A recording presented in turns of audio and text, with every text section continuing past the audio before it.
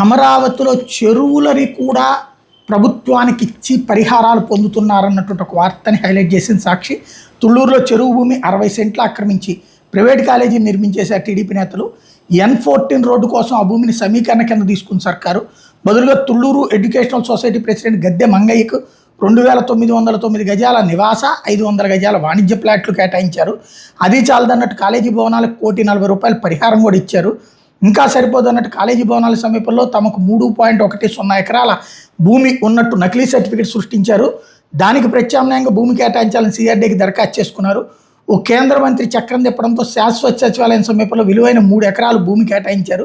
ఈ భూకుంభకోణం మీద స్థానిక టీడీపీ నేతలు విస్మయం వ్యక్తం చేస్తున్నారు. సుప్రీంకోర్టు తీర్పులు ఉల్లంఘించి దోచిపెట్టడం మీద రైతులు న్యాయ నిపుణులు ఆగ్రహం వ్యక్తం చేస్తున్నారు.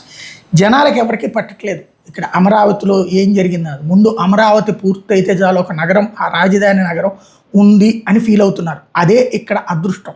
భవిష్యత్తులో అది సెట్ అయిన తర్వాత అప్పుడు లోపాల గురించి రైట్ చేస్తే ప్రజలు ఆలోచిస్తారేమో.